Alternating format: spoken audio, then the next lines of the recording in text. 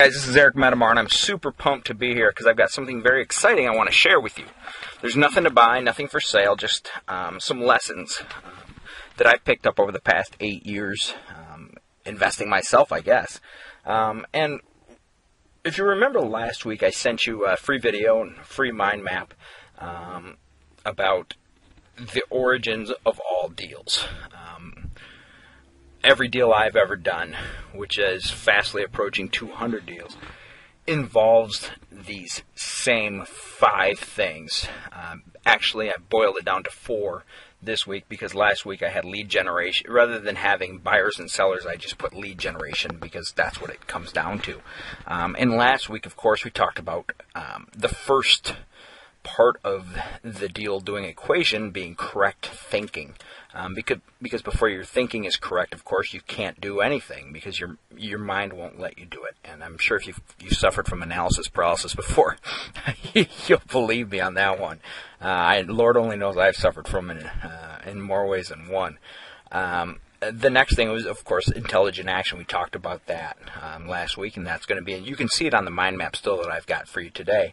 But this week, we're going to talk about the third part of the hierarchy of property profits, which, of course, is lead generation. And I'm really excited to talk to you about it because I believe it's probably the main reason that I've been able to survive and thrive during the turbulent times that we've had over the past few years. It's because I've got a good handle on lead generation. When you think about it, there's never really been any deal in recorded history where there hasn't been a buyer and seller lead involved. So it's pretty damn important, really. But the cool thing is once you've got a handle on how to do this lead generation stuff, I mean, the sky is really the limit for you in terms of what you can make for your income. And I'm not talking you becoming a real estate pro. I mean, even if you're not comfortable investing yet, by that I mean comfortable with the perceived risk, even though with things like wholesaling and bird dogging and even lease options, there's not any risk involved if you do it correctly. But even if you aren't comfortable doing any investing yet, once you've got your lead generation down, you don't even need to be closing deals with anybody. I mean, right now I've got students.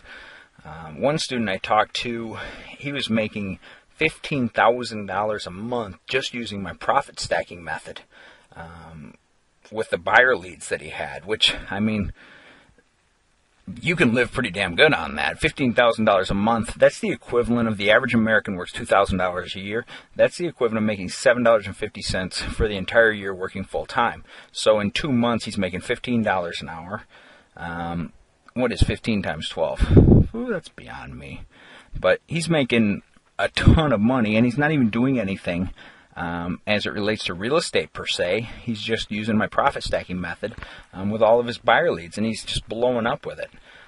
So if you're sort of freaked out by risk, you could always earn it. I mean, an honest living doing that. Or heck, I mean, with the seller leads that you've got, there's loads of investors out there. Even with the economy being the way that it is, that are willing to pay, $3,000, $4,000, $5,000 for good property leads.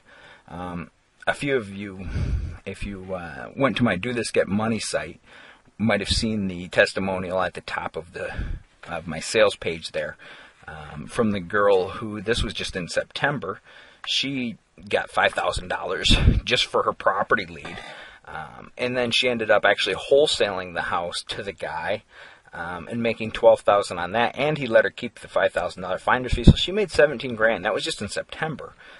So I mean, I say all that just to express, once you get this stuff figured out, the lead stuff, the stuff that no one's really talking about because all of us are too busy chasing the exit strategy bandwagon, short sales, lease options, going to seminars and events on these. When what it really all boils down to is lead generation and getting your head straight and then applying your exit strategy, because nothing can happen in terms of your business with just an exit strategy. You got to have all the other things in place first. That's why it's a pyramid. And, that's why I'm so pumped about sharing the 4 rules of lead generation with you, because I don't think most of you have gotten the chance to hear these. So here we go. The first rule is lead generation equals qualification. And by that I mean lead generation. When you learn to do it right, you'll attract only qualified leads for your business. Now, not perfectly qualified in terms of like you want cash buyers who can spend $1 million on property that month. By qualified leads, I mean people who fit into the range of who you can help with your real estate investing business. And by that I mean, like, for, let's say, lease options, for example. A good lease option lead, a buyer lead for lease options, is generally going to have bruised credit and or problems coming up with a down payment. So when you get your marketing right to those people, those are the people who are going to raise their hands and say, hey, I want to work with you. They aren't actually going to say, hey, I want to work with you, but they're going to respond to your lead generation marketing piece. And that's what I mean by that. For my wholesaling business, which is, of course, where I make most of my money, the people who I want to work with in that are people looking for bargain properties, people who want to save money on houses. And the reason that they aren't able to save money without me is because they don't have the time to run around town spotting all the hot properties. They don't have all the connections that I've established over the years. They don't have any of those things. So for that, I find them really good deals on houses, save them 30, 40, 50%. I get 10% of that, 20% sometimes if I'm lucky. And, I mean, that's a good chunk of change, and that's why wholesaling still works. I mean, because, say, 10% doesn't sound like a whole hell of a lot until you figure a $200,000 house, 10% of that is 20 grand. I mean, that's pretty good. And if you get 15 or 20%, you're talking about a whole lot of money. You're talking about what the average American will make in a year. So that's the type of people that I want to attract for that. If I'm dealing with sellers, of course, for almost any investing business, we want to work with motivated sellers. And what motivates a seller is the pain of giving up some equity is outweighed by the pain of owning their home. They want to sell their house quickly, and they're willing to sacrifice their equity for using our solution as investors. And in the case of wholesaling, using my solution in that I can bring investors to the table quickly to buy their house. The second rule of lead generation, and this is a biggie, and this is where most people start going wrong, and that is we need to understand the needs of our leads. Because to attract the qualified leads, you need to know what their problems are, what their needs are, and convey that with your marketing. Because when they look at your marketing piece, essentially what you want them to go is, hey, this guy has what I want. I mean, even when you're advertising a house for sale, it's going to attract a specific type of person if you're doing a specific type of deal consistently with a consistent type of exit strategy. You're going to attract those people. And what we need to do is be able to convey our understanding in all of our promotions. And that's going to make lead generation so much easier. And because what we basically need to show them is, hey, we've got what you want over here. And then when we have what they want, then we're going to attract the type of people that we need. And you can take this one step further. And for those of you who already have my Google Get You Deal system, this isn't news to you, but for everyone else, this is big and you need to understand it. And I don't have time to share everything, but I'm going to share some parts of it right now as it relates to what we're talking about in understanding the needs of your leads. Because the most recent National Association of Realtors study showed 90%, I mean, that's a big number, are using the internet to find houses. So it's obvious that you're going to need to pay close attention to what I'm about to say. And what we need to know, it's hard to explain when you're new, because keyword sounds like such a big jargony bit. It's like, oh, keywords, blah, that sounds like something I'll never understand. Well, a keyword is basically a thought in a prospect's mind. Now, a prospect is a prospect before he becomes a lead. Now, what type of person do we want to attract? For my wholesaling business, a keyword or the thought processes that they're having when they go to Google are generally, I want to save money. And a person who wants to save money on houses what do you think that they're going to enter into Google? What are their keywords or phrases that they're going to enter? Well, my customers, 9 times out of 10, are going to go to Google and they're going to enter in. And for your market, it's going to be different. It's going to be your city foreclosure, your city HUD foreclosure, your city auction, your city bank-owned homes. And those are the type of people who you want to work with, because they're the type of people who, like I said earlier, the problem or need that I solve is people who want to save money on real estate. And people who want to save money on real estate, generally they're looking for foreclosures, they're looking for short sales, they're looking for things like that. So that's why it's critical to understand what is in their mind, because then you know how to attract them and you know where to go to attract them. And you hear me talking about a lot about, problems and needs. And, the truth is I didn't make all this fortune investing because I'm some expert. Basically, all I'm doing is, and I'm sure you've heard this before, so it sounds pretty cliche, but I'm a property problem solver, and I fulfill the needs of my leads. I mean, that's what I'm there to do. And your exit strategy is I guess, your means to fulfill those needs, but you need to learn how to attract them, and that's what this is all about. And I know I feel like I'm feeling like it's a little bit confusing the way I'm putting it, so I'm going to break it down for you on something that almost every one of you has done in terms of understanding your leads. And I know everybody listening to this has dated at one point or another. So we're going to pretend like we're writing a singles ad, and this is where we're going to demonstrate our understanding of a lead, or demonstrate our understanding of a need. So let's say you're a 40-something, recently divorced father of 2, for example, and you were placing an ad in one of the singles papers. What do you think you might say, knowing what you know about the opposite sex? Now, if you're a woman, I'm sure you've got a much better idea than us guys, because most of us will remain clueless our entire lives about this. But, I mean, the first thing we don't want to say is probably the actual truth, which would be like an ad that read like, newly divorced, 40-something, with a ton of baggage, including, but not limited to, an ex-wife who will probably haunt me until one of us dies, 2 teenage children who hate the idea of having a stepmom. Oh, that's a plus. And I've got a big chip on my shoulder towards the opposite sex, and I'm hoping to meet a good woman who looks good too, but I'm willing to work with whatever I can get. I'm trying to crawl into the mindset of what I would put if I was in that, and what the reality is. And that's really what would be happening generally, is a guy needs a good woman. He wants the best looking woman he can get. Because, of course, they're desperate for anyone, to move in with them and help them with their 2 kids.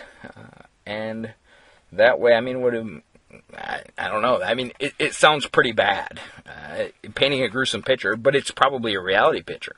But the smarter things to say, and I'm sure you're going to recognize a few of these things, are things like, I like long walks on the beaches.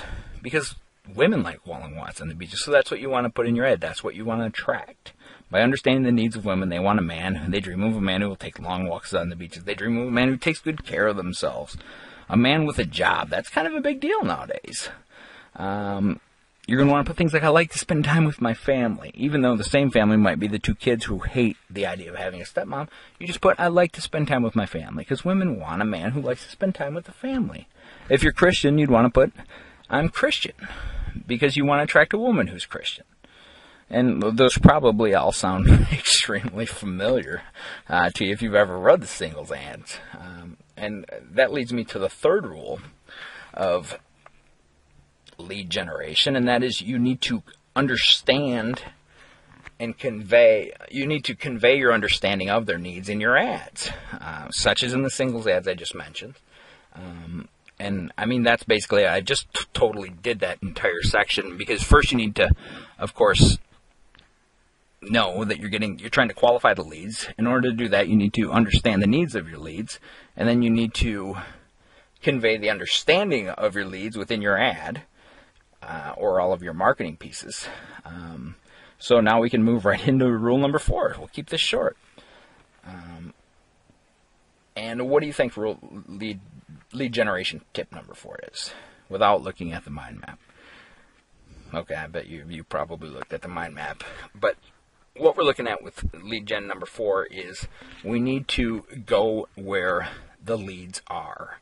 Because once we know that we need to get qualified leads, and we understand what the needs are of our qualified leads, and we've conveyed that understanding in our marketing message, if we aren't getting it to the right audience, if we're not in front of the people who are qualified leads, then none of it makes any sense. And that's why, I talked earlier about Google being such a big deal. If 90% of our leads are on Google, damn it, we need to be there. It's clear. But a lot of people aren't comfortable with computers yet, and I understand that. But we need to get to where the leads are. I'm sure you've heard, if you're looking for buyers, go to REI meetings.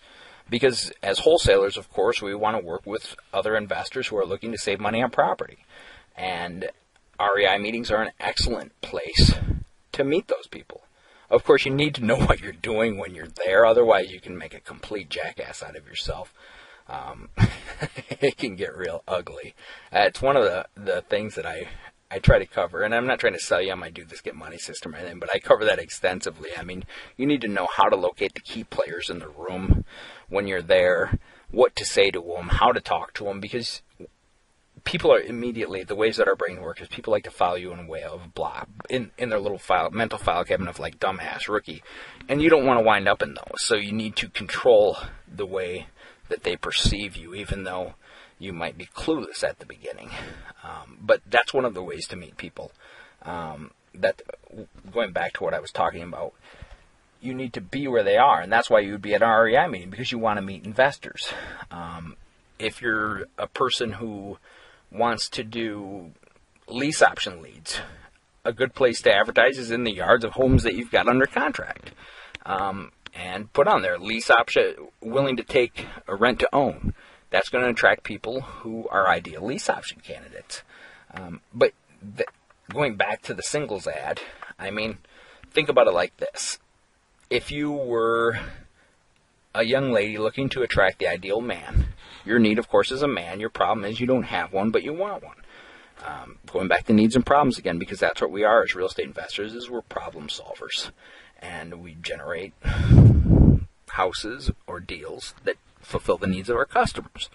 But if you're a Christian lady and you want to attract a Christian man, do you think you would be smarter to put your ad in the Christian Singles letter? Or Christian Singles newspaper, if there is one? Or do you think that you'd be better off putting it in Healthy Atheist Living or something like that? It's obvious. You want to be where the people who you want to meet are. That about sums it up. Those are the 4 basic rules of lead generation. So that about does it. I hope you guys have a blessed night, and don't do anything I wouldn't do. This is Eric, and I'll see you. Bye-bye.